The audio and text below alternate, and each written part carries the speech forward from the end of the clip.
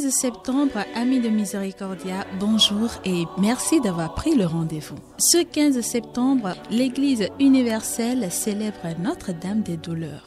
Notre-Dame des Douleurs, encore appelée Notre-Dame des Sept Douleurs, est invoquée en latin comme Mater Dolorosa. Le titre souligne l'association de la mère à la souffrance de son fils. Le culte de la Mater Dolorosa apparaît officiellement en 1221 en Allemagne. En 1239, dans le diocèse de Florence en Italie, l'ordre des Servites de Marie fixe la fête de Notre-Dame des Douleurs au 15 septembre. Les sept douleurs font référence aux événements relatés dans les évangiles qui firent souffrir la mère de Jésus dans la mesure où elle accompagnait son fils dans sa mission de rédemption. Ces sept douleurs sont la prophétie de Siméon sur l'enfant Jésus, la fuite de la Sainte Famille en Égypte, la disparition de Jésus pendant 3 jours au temple, la rencontre de Marie et Jésus sur la Via Crucis, Marie contemplant la souffrance et le décès de Jésus sur la croix, Marie accueillant son fils mort dans ses bras lors de la descente de croix, et enfin Marie abandonnant le corps de son fils lors de la mise au tombeau.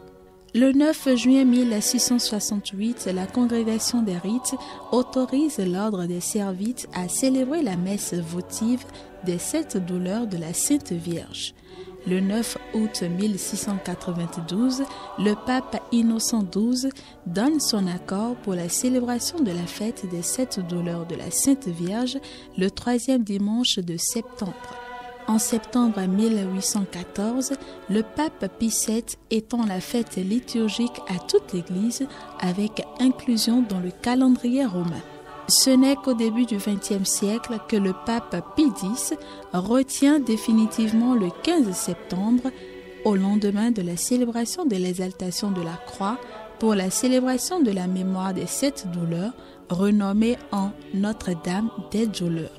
Il existe le chapelet aux sept douleurs ou rosaire aux sept douleurs développé par l'ordre des Servites de Marie que nous pouvons faire pour consoler le cœur de notre Mère du ciel. L'Église nous propose aussi de célébrer ce 15 septembre le bienheureux Roland de Médicis.